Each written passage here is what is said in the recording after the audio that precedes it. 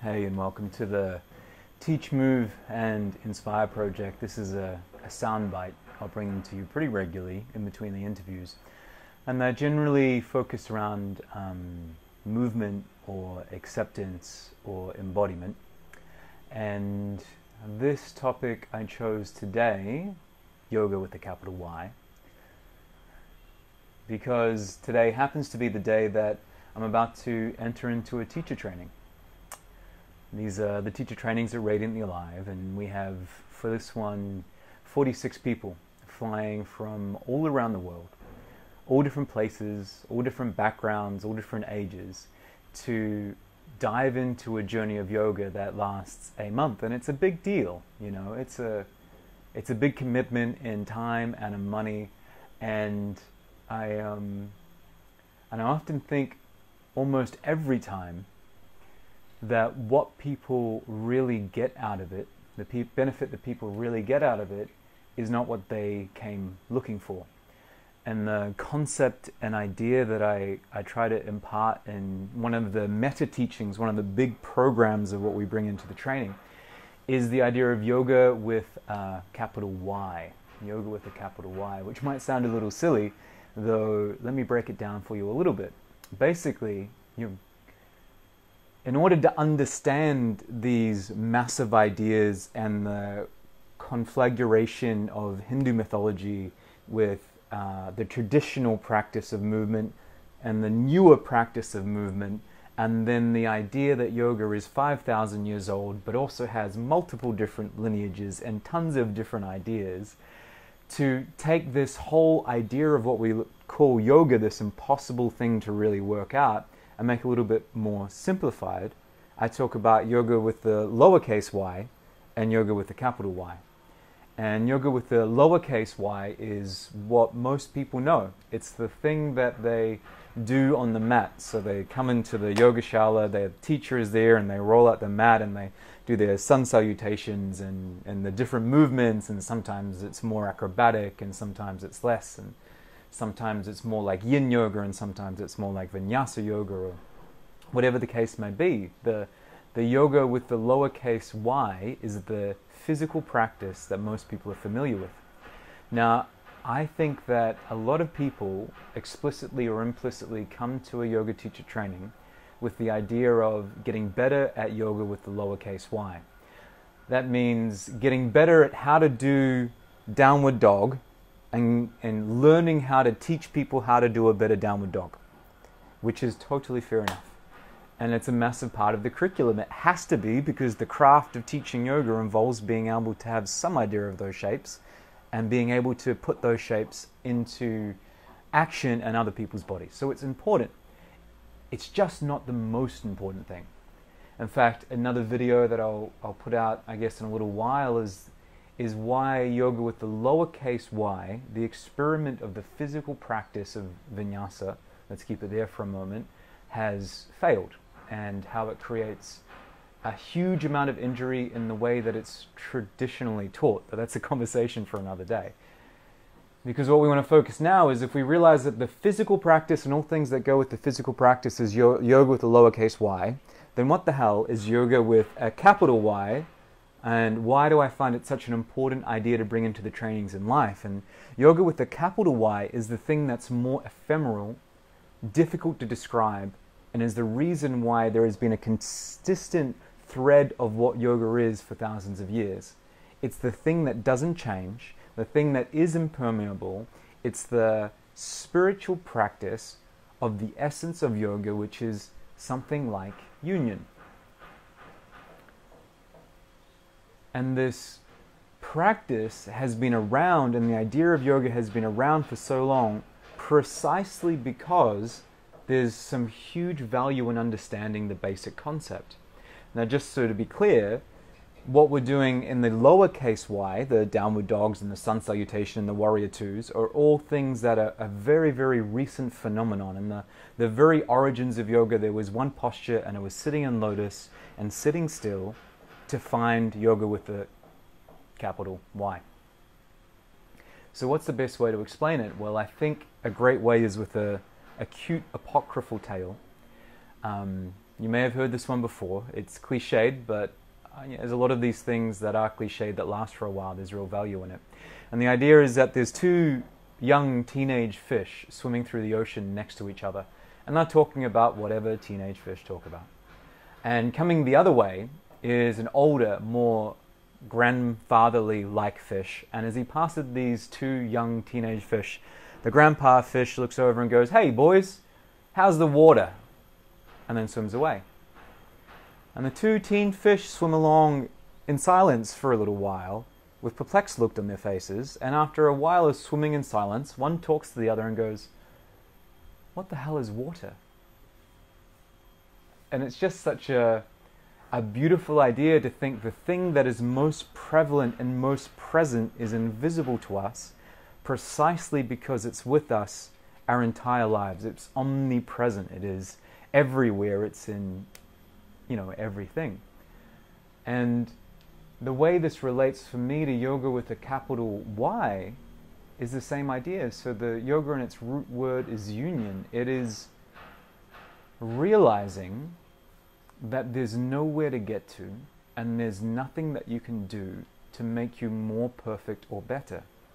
That everything that you have ever needed and everything that you will need in its essence is already perfect. Perfect as in complete and whole. Now, in exactly the same way the fish were swimming along and didn't realize their entire lives are swimming in water, we swim along as a perfect little baby being born, which realizes that everything is perfection because they haven't been taught otherwise. And from that moment on, have layers and layers of perception, because we're self-conscious beings with the ability to reflect upon ourselves, that layer over our perfection and trick us into thinking that we are less than that. That in order to get to that thing, first I must do this. Now, a great example of this and a way to practice the uppercase yoga is in the teaching lab we do on trainings. So one thing that I love to do is guide people in how to teach powerfully in the front of the room. And what happens is, even confident people will step up into a room full of strangers and they'll walk up perhaps confidently and they'll go to speak and it will just freeze. But when they do speak, they'll get very quiet and their body will get very small and they'll kind of shrink in space, or they'll freeze so much that they can't even speak. And then we work in that realm in order to get them to where they need to be. Though, let me ask you a question.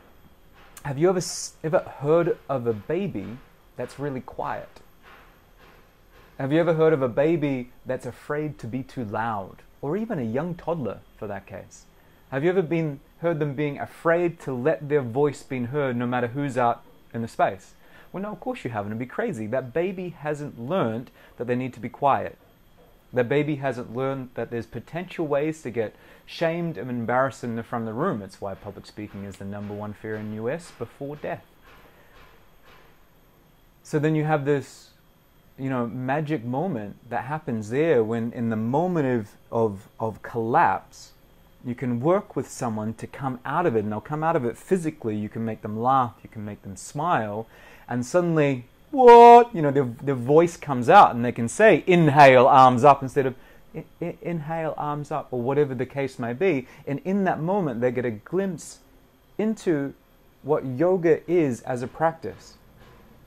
It's not the physical thing of making the down dog. It's the moment of realizing that you are so much bigger and greater than you thought you were, that you already had it, but you've learnt to be less than it. It's exactly analogous in a way to the physical practice. It's realizing that in a moment, in a shape that might be a back bend where your fear comes up and your sweat starts to go, it's in those moments that are most ripe to breaking through and realizing actually you're totally okay. And this is why a really talented teacher of yoga has the ability to incorporate both of these concepts. So it's a teacher that tends to realize that the physical practice is great, it's got a lot of value, but it's less important to the bigger practice with the capital Y. What this means is in your physical practice, who you are being and how you're relating to yourself and those around you is infinitely more important than the shape that you're making. Infinitely. And it's the same case as you move through the world.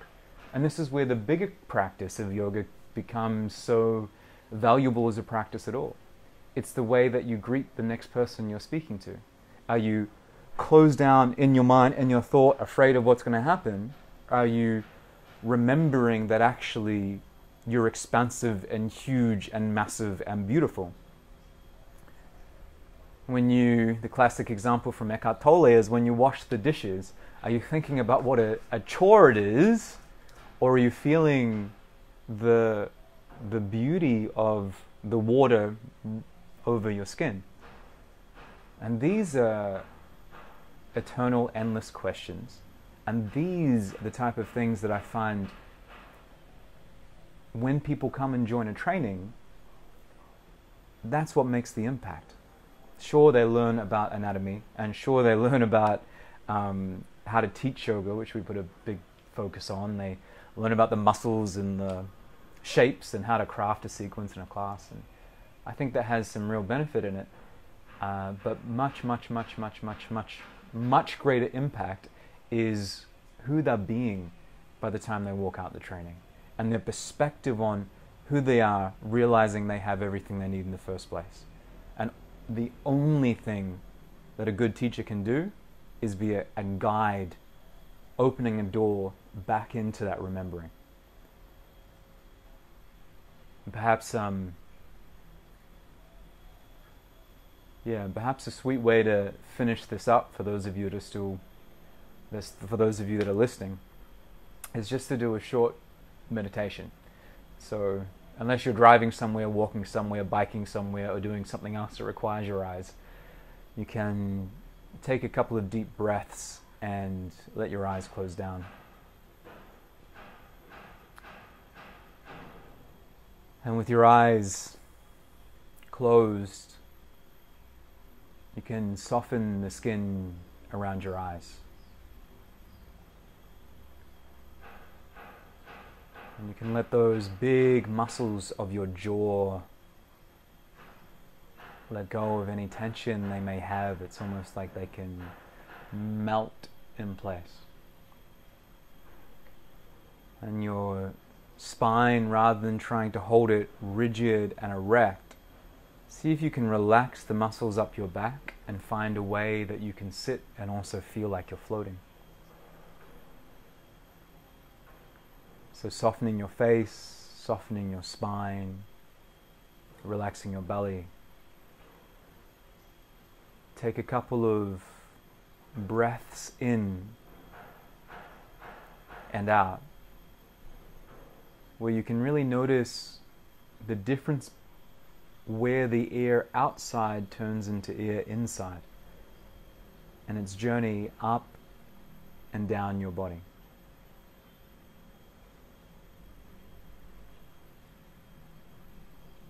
And as you sit, softening and breathing,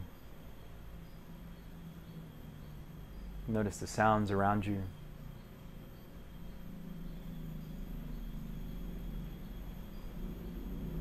Let yourself unhook from any plans of what should, could, or is meant to be, and drop down into your heart, to your belly.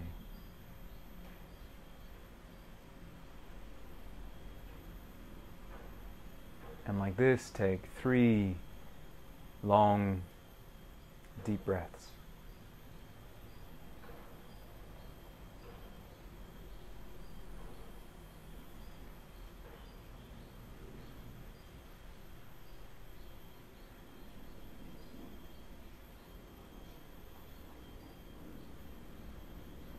Good.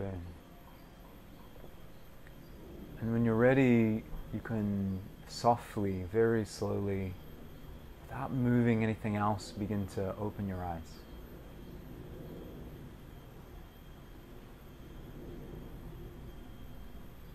And keeping in that state, can you get a sense of connectedness with your body, with the space around you, with your breath.